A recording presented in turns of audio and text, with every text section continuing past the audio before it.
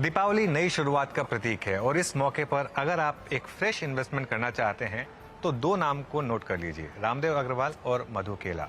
ये दोनों इन्वेस्टिंग जगत में इन दोनों का नाम बहुत अदब से लिया जाता है। दोनों ही मार्केट के मेगा ट्रेंड्स पकड़ने में माहिर हैं।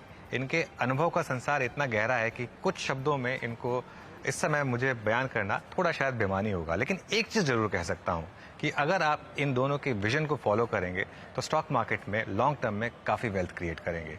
ये दोनों ना सिर्फ एक अच्छे इन्वेस्टर्स हैं बल्कि बहुत बेहतरीन इंसान भी हैं और स्टॉक मार्केट में इन्होंने काफ़ी पैसा कमाया है, लेकिन सोसाइटी को गिव बैक करने में भी ये पीछे नहीं रहते हैं। तो जानिए, आज चलते हैं, इनसे बात करते हैं और जानते हैं कि इस दिवाली पर वेल्थ क्रिएशन अपॉर्चुनिटीज़ कहाँ पर हैं। Ramdev ji, Madhu ji, thank you so much आज मेरे साथ इस स्पेशल शो में जुड़ने के लिए। आप दोनों को दिवाली की बहुत बहुत शुभकामनाएं। सबसे पहले तो अनुज, आपको भी बहुत शुभकामनाएं। आपके सारे दर्शकों को दीपावली की बहुत बहुत शुभकामनाएं। पिछला साल अच्छा रहा, आने वाला साल और आने वाले कई साल बहुत अच्छे हो, यही माता लक्ष्मी से प्रार्थना है। बिल्कुल। रामदेव, आपसे शुरुआत करता हूँ। कैसा फील कर रहे हैं इस दिवाली पर? मतलब मोमेंटम है मार्केट में, ऑल टाइम हाई पैसा आ रहा है और करेक्शन तो कोई आ ही नहीं रही है मार्केट में। मिड कैप, स्मॉल कैप सभी चल रहे हैं। क्या व्यू है इस समय? मैं मधु का अभी बोल रहा था कि मेरे लगता है मैं 35 साल वेट किया for making this career for this point of time. मुझे लगता है कि जो अगला जो 10-15 साल मेरे दिख रहा है बाजार में, ऐसा तो हम हमेशा ही तेजी में रहते हैं। 35 साल पहले भी तेजी थे, अभी हमेशा ही तेजी में रहे, खराब टाइम में भी तेजी में रहे। लेकिन जो एक्चुअली जो अभी फील हो रहा है, मतलब it looks like a absolute perfect combination. एक गोल्डी लॉक जो बोलते हैं ना, उस टाइप का सिचुएशन है। You are the perfect banks, perfect capital markets, forex balance $600 billion, you are growing at 6%, 7%। आपका इवन जीडीपी ग्रोथ में भी अपग्रेड साइकिल है। जैसे आज S&P में even 25-26 will be 6.9%, this year to 6.3। For S&P global to से from 6.3 next year will be 6.9। Generally this guys this year 6.3 this year, next year is 4.5। That is how you get. यहाँ पर आप बोल रहे हैं कि 6.3 और अगले साल 6.9। मैं एक बात बोलता हूँ आपको, 6.9 या 7% ऑफ 24-25 प्राइस में नहीं है। प्राइस में नहीं है? नहीं है। ओके। तो मतलब ये भी बात मेरे लिए सरप्राइज है। मैं जब पढ़ा तो मैं आपको बता रहा हूँ। तो क्या है कि ये मतलब ये मेरे को लगता है जैसे market India as a country is trended. जब जैसे कोई बिजनेस ट्रेंडेड होता है ना, जिस कहीं भी ट्रेंड चलता है तो ही उसमें लॉटरी लगती है ना। So trend has to be right. तो ये मुझे जाता है जैसे आज जापान का 70s और 80s में था, चाइना का ये लास्ट 2 दशक का ऐसा था, अमेरिका के लिए 2080 से 2000 तक का बहुत ज़बरदस्त डिकेड था।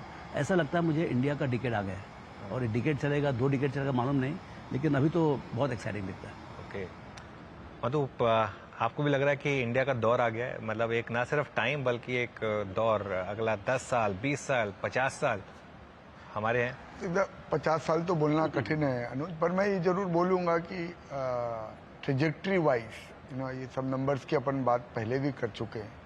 जब गवर्नमेंट ऑफ इंडिया जाके डेवोस में प्रेजेंटेशन करती है और बोलती है कि हमारा एस्पिरेशन है $5 ट्रिलियन जीडीपी बनना है, and we are today at 3.5 trillion, that itself speaks volume about the ambition of the top people, where they want to go. This is not only government of India, whether it is top business people of India or top people in the world, they are all signaling. Now whether it will be 25, 30, 35, 40, it is all irrelevant. We know the trajectory is up. अनुज, ये जो मैं यहाँ पे एक सिर्फ बोलना चाहूँगा मेरे अनुभव से, हम दिवाली से दिवाली तक की बात करते हैं, पर आप बताइए, आप भी इतने साल से ही करते हैं, कौन सा दूसरा इन्वेस्टमेंट आप करते हो जिसमें आप 1 साल का सिर्फ व्यू लेते हो? कोई भी नहीं शायद। आज तो बैंक में भी मैं पैसा डालता हूँ तो मेरा कम से कम 3-5 साल का व्यू होता है कि 5 साल में मेरे को एफडी में सबसे ज्यादा रिटर्न मिलेगा तो मैं 5 साल वाला करता हूँ या 3 साल वाला करता हूँ। रियल एस्टेट में तो और भी ज्यादा लंबा। रियल एस्टेट में मैं सोना लेते हैं, हम क्या रोज जाके सुनार को पूछते हैं कि क्या भाव है करके, राइट? कोई नहीं पूछता है ना। So why equity with this biopic view? क्योंकि उसमें ट्रेडिंग का थोड़ा कल्चर है शायद। हम सिर्फ इन्वेस्टमेंट की बात कर रहे हैं। तो मैं बोल रहा हूँ कि इस दिवाली पे आपके जरिए मैं आपके दर्शकों को ये बोलना चाहूँगा कि please, wealth creation is not a destination, wealth creation is a journey. And this Diwali, जैसे हम बॉम्बे से कलकत्ता ट्रेन में जाते हैं तो 50 स्टेशन आते हैं ना, ऐसे हमारी लाइफ में और 20 दिवालियाँ आएगी। बट आप ऐसा व्यू मत रखो कि हमको 1 साल के अंदर पैसा बनाना है। अगर वो व्यू नहीं रहेगा अनुज ना, तो इंडिया में बहुत अपॉर्चुनिटी है। मैं बम्बे से कलकत्ता वैसे गया नहीं ट्रेन में कभी, लेकिन मैं गया हूँ, तो मुझे पता है कितने स्टेशन आते हैं।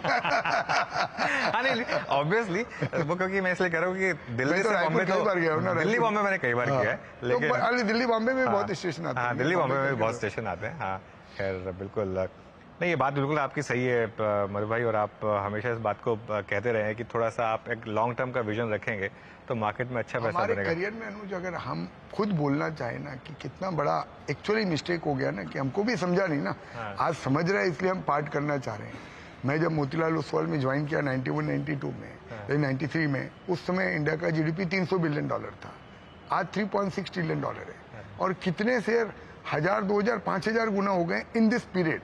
मैं 100-200 गुना की बात नहीं कर रहा हूँ, 1000, 2000, 3000, 5000 गुना हुए भी शेयर से।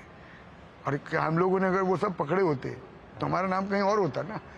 तो ये गलती करके ही सीखा है कि भाई कहाँ पे आपको एक व्यू लेना ही नहीं, पड़ेगा। आप लोगों ने तो पकड़े हैं, ऐसा नहीं है। हमने पकड़ा है अनुज, पर वो कैसा था, समुंदर था और लोटा पानी लेके आ गए। तो अगला लोटा कहाँ से भरे हैं समुद्र में से रामदेव जी? इस समय मार्केट में अपॉर्चुनिटीज कहाँ पे हैं? देखिए, अपॉर्चुनिटी तो पूरा चारों तरफ है, बिकॉज सी जब कंट्री ट्रेंडेड होता है ना, तो उसके बहुत सारे ट्रिब्यूटरीज मिलेंगे आपको। सी कोई एक सेक्टर ट्रेंड, जैसे टेक्नोलॉजी सेक्टर, जैसे 99-2000 में टेक्नोलॉजी में बूम था, टेक्नोलॉजी स्टॉक चले। लेकिन अभी क्या है, पूरा देश ट्रेंडेड है, तो इसमें आपको फाइनेंशियल में मिलेगा, नॉन फाइनेंशियल में मिलेगा, कंजम्पशन में मिलेगा। और जो ग्लोबल ट्रेंड्स है, सी एक तो क्या है, ग्लोबल ट्रेंड्स है आपका, जैसे फॉसिल टू नॉन फॉसिल, तो इसमें जो रिन्यूएबल में जो काम होगा वो 10-20 साल का नहीं हो, 100-50 साल का काम है। क्योंकि अभी तो चालू हुआ है, अभी तो शुरुआत हुई है, अभी तो बातचीत हो रही है। तो इसमें UNO, IMF सब कुछ जुड़ेंगे इसमें, गवर्नमेंट तो जुड़ी ही गया है। तो ये बहुत बड़ा ट्रेंड होगा, उसको कैसे एक्सप्लॉइट करें, मतलब तो उस टाइप का है। जैसे IC to EV, जो EV का जो अभी देखिए आप, मैं तो कल FT में पढ़ के हैरान रह गया, अमेजॉन सूखा है, अमेजॉन जैसा रिवर ड्राई है, there is nothing on the river bed, you can run a car, ऐसा हालत है, ऐसा कभी हुआ नहीं है। It is a reflection of global warming, climate change. तो आई मीन जो भी समझ में आता है लोग तो करेंगे ही करेंगे, मतलब transition is must, IC to EV and आपका जो फॉसिल टू नॉन फॉसिल। सो ये डिकेडल चेंज है। अब इसमें कौन बेनिफिशियरी है वो सब एनालिसिस की बात है, आपको एनालिसिस समझना पड़ेगा। So but then having that mindset कि भाई ये चेंज हो रहा है, दीज गाइज आर बेनिफिशियरी। जैसे टोयोटा ने बोला कि भाई we are coming out with solid state batteries with 1200 kilometres to be charge in 10 minutes. खत्म कहानी फिर, why should you go to petrol pump?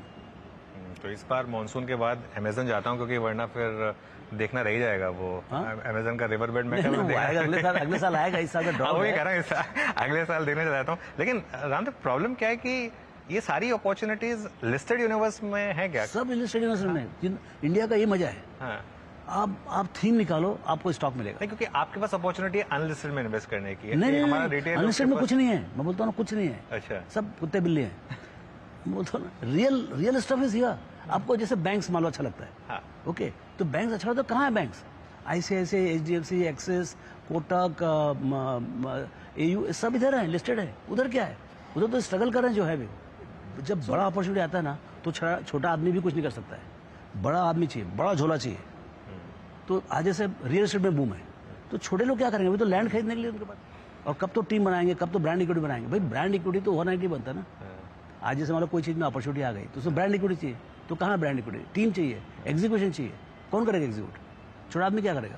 तो you need, I mean not the largest, but you need at least. तो मतलब DLF, Oberoi, Godrej, ये नाम, ये लोग ही पैसे कमाएंगे। पैसे इनको ही कमाना है। जब भी ट्रेंड आएगा, बड़ा आदमी ही कमाएगा। कोई एक दो, जैसे 1000 छोटे आदमी हैं, उसमें से एक आध बंदा ऐसा पीछे से आ जाएगा, वो बात अलग है। ये जैसे बजाज फाइनेंस नीचे से आया 2008 में, और आज मतलब बहुत बड़ा होगा, वो एक अलग चीज, वो एक्सेप्शन है। But generally the big guys only make money. Okay, और भाई आप एग्री करते हैं इस चीज से? आपको लगता है कि नहीं, थोड़ा सा छोटी कंपनियों में भी स्केल आ सकता है? नहीं सर, मैंने पूरी जिंदगी छोटी कंपनियां आइडेंटिफाई करी है, हाँ। और उसमें से बहुत इसीलिए सारी मैंने इस सवाल कंपनियों आपसे को पूछा मैंने था। हाँ। बड़ा बनते हुए देखा है। हाँ। आई थिंक हर बड़ी कंपनी कभी न कभी तो छोटी कंपनी थी, राइट? रिलायंस, तब कभी न कभी रिलायंस भी वो छोटी कंपनी थी। पर उसमें जो सक्सेस रेशियो है ना अनुज, वो बहुत कम है। मतलब क्या है, अगर आप 100 जगह बेट लगाते हो तो उसमें 5-7 कंपनियां ही रियल में स्केल करती है, and failure rates are very high, and it's a very skillful job I would say to be able to assess a small company, small entrepreneur, उसकी नीयत, उसकी बरकत, वो सब असेस कर पाना ना बहुत स्किलफुल जॉब है। मैं तो ट्राई करता हूँ, और आप मेरा पोर्टफोलियो जानते हो, और lot of it is in small companies with a hope that lot of them will scale up. But see, again, you know, if there is only one way to make money, then that will be a very crowded space, right? There are people who make money in large cap, there are people who make money in mid cap and in small caps also, and that's how there is a market which has got developed. अनुज, आपका पहला जो question है ना, ये देखिए, जैसे मैं तो कितने दिन से बोल रहा हूँ, दिस कार्बन न्यूट्रलिटी जो रामदेव भैया ने बोला, is a very large theme. अभी आपको इसमें ना डायरेक्ट कंपनियां नहीं दिख रही है कि कार्बन न्यूट्रलिटी अगर मुझे खेलना है, पर जस्ट एग्जांपल लेके with full disclosure and disclaimer, example लेके, what is Adani group?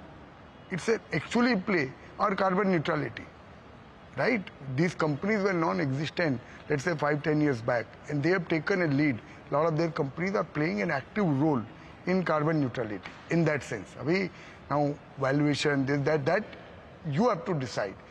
I think अगर सेक्टर बड़ा होगा ना अनुज, बहुत सारी कंपनियां आएगी, बहुत सारी कंपनियां लिस्टेड होगी।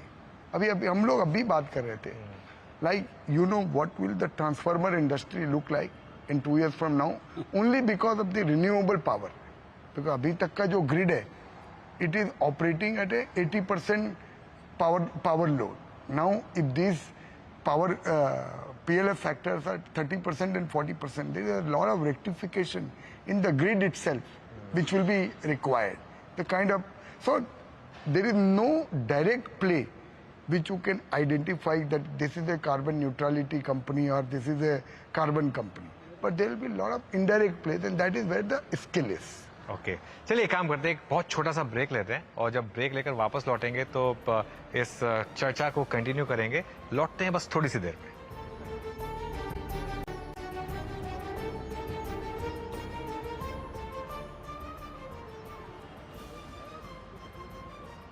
स्वागत है आपका ब्रेक के बाद, और मैं बात कर रहा हूं आज मधु केला और रामदेव अग्रवाल से। अच्छा, मैंने एक चीज़ बताई थी दोनों के बारे में कि दोनों ने काफ़ी वेल्थ क्रिएट की है और दोनों काफ़ी माहिर हैं मेगा ट्रेंड्स पकड़ने में, काफ़ी मल्टी बैगर पकड़ने में।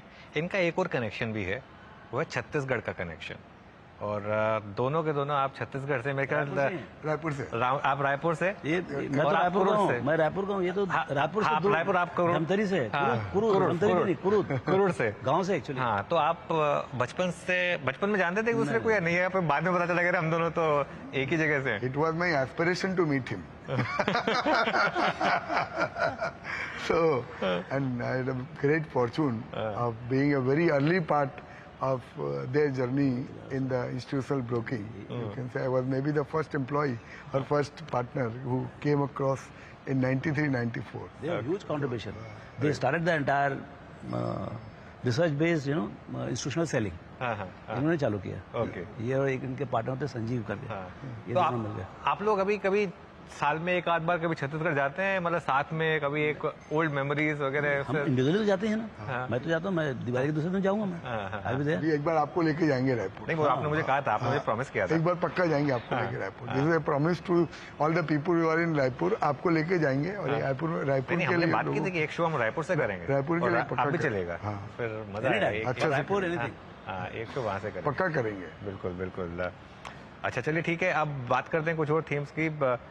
तो रामदेव, इस समय बड़ी थीम्स क्या हैं? एक तो आपने ऑब्वियसली अभी कुछ पैसा डाला है, ये जो न्यू एज स्टॉक्स हैं, ये आपने मतलब डिस्क्लोज करके बोला है प्रॉपर कि यहाँ पर अब वापस एक वैल्यूएशन कंफर्ट में आ गए हैं और एक ग्रोथ स्पेस दिख रही है। वो उसके अलावा कोई और थीम जो आप इस समय इन्वेस्ट कर रहे हैं जहाँ पर? एक तो फाइनेंशियलाइजेशन ऑफ सेविंग्स हो रहा है, that is a big theme. You see the kind of जो आपका डीमेट अकाउंट्स खुल रहे हैं, नए इन्वेस्टर्स आ रहे हैं, जो आपका 1 बिलियन आपके पास बैंक अकाउंट्स है, लेकिन हार्डली 30-40 मिलियन आपके पास डीमेट अकाउंट्स है। अभी कोविड आया तो आपका ऑन बोर्डिंग डिजिटल इंफ्रास्ट्रक्चर भी था और सब डिस्काउंट ब्रोकर्स हो रहा है, सो टेक्नोलॉजी भी आ गया, वो सब मिला के अभी 30 से 40 लाख अकाउंट पर मंथ आ रहे हैं, 10x। तो अभी 130 मिलियन हुआ है। आप सोचिए अगले 10 साल में 400 से 500 मिलियन अकाउंट्स होंगे, तो कैसे लगेगा आपको? 9:15 बजे लोग वेट करेंगे अनुज सिंघल क्या बोल रहे हैं। तो ये क्या है, ये अलग ही मार्केट है। मतलब capital is actually flowing into the entrepreneurship. तो ये क्या, this is a tremendous time to be an entrepreneur. So मतलब हर आदमी को आज के दिन में यदि आपके पास कोई आइडिया है तो 5-10 करोड़ रुपए मिलना एकदम मजाक बात है। मैं 87 में जब चालू किया मेरे को 2 लाख रुपए ना मिले, मैं कितना भी कहानी सुनाऊं। तो that is a change right now, and ये बहुत बड़ा बदलाव नजर आता है मुझे। अब इसका कैसे इम्पैक्ट होगा, मैं I am not a macro analyst, आप इकोनॉमिक्स लोग से पूछो कि इसका क्या इफेक्ट होगा। क्या देखिए कंपनीज जैसे आज सुजलॉन जैसे कंपनी है, 1 साल पहले तक मतलब it was debt ridden dead, आज के दिन में नेट कैश कंपनी है। उन्होंने 2 बार राइट इशू किया ना, 2 बार राइट इशू किया, एक बार क्यों या और राइट इशू तो 5 रुपए पे आया जो भी, लेकिन आज के दिन में बाजार ने उसको इतना पैसा दे दे कि आपका नेट कैश है, आप जितना पंखा बना सकते बनाओ।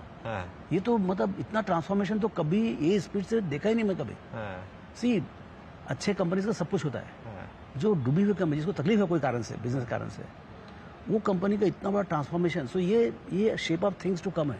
मेरे को लगता है कोई भी लार्ज एसेट बेस्ड कंपनी होगा जिसका बिजनेस अच्छा होगा, उसको टर्न अराउंड के लिए पैसे कम ही नहीं पड़ेगी अभी। अरे वाह, बहुत इनफैक्ट ये जो आपने बात बोली ना, ये मैं बता रहा हूँ, इवन जो हमारे पास डेटा आता है, एक समय पे जो हमारी व्यूअरशिप सिर्फ मुंबई, दिल्ली और गुजरात और कोलकाता, आज की डेट में राजस्थान, छत्तीसगढ़, उत्तराखंड, हिमाचल, यहाँ से बहुत ज्यादा व्यूअरशिप आ रही है आज की डेट में। वहां से मतलब क्लियरली एक Tier 6 टाउन्स। हाँ बिल्कुल। तो आप इस थीम को फिर ये ऑलरेडी जैसे बीएससी, एंजल, ये सब कुछ इसमें बहुत सारे हैं। इसमें देखिए एक तो ये CDSL, आपका NSE, आपका participant, all the asset management company, all the broking company, all the wealth management company, ये तो सब बच्चे हैं अभी, बिकॉज इन्वेस्टर्स आए नहीं, तो इन्वेस्टर अब आने चालू हुए। तो ये कंपनी का उद्धार होगा अगले 5 साल में। ओके, जब AUM बढ़ेगा, जब आपका ट्रांजेक्शन्स बढ़ेंगे, वेल्थ एडवाइजरी, भैया जब आपके पास पैसा है नहीं तो एडवाइस करोगे आप, जब पैसा रहेगा तो एडवाइस दोगे आप। तो ये सब अभी कैसे शेप अप होगा, क्या स्पीड से शेप अप होगा, कौन जीतेगा, वो सब समझने का है। मतलब सर आपके हिसाब से यहाँ से किसका उद्धार होगा? आप किस पर बेट ले रहे हैं बड़ी?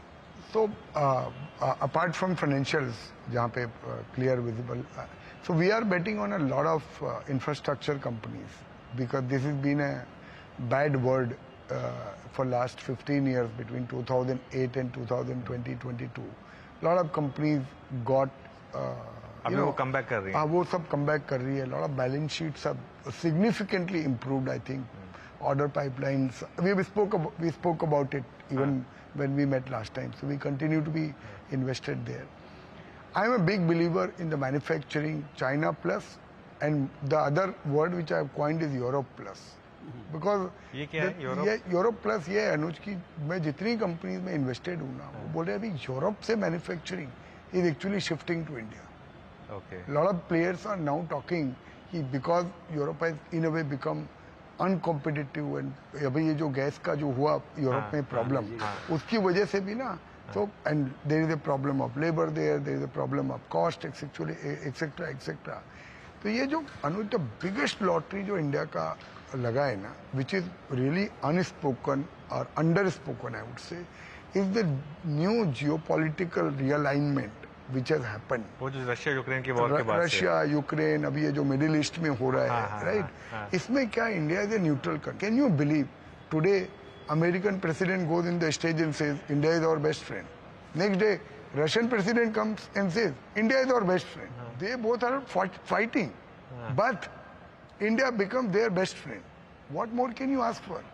So I'm saying, and ये जब geopolitical होता है ना अनुज, तो यहाँ पे फिर आदमी ये नहीं देखता कि मेरे को कोई मेरे विरोधी देश से 5% सस्ता मिल रहा है कि 5% महंगा मिल रहा है। उसको तो खरीदना वही है जो उसका विरोधी नहीं बनाता है। Right? So India is also one big beneficiary, and this has all come. This manufacturing has come at the time when you have a decisive leadership.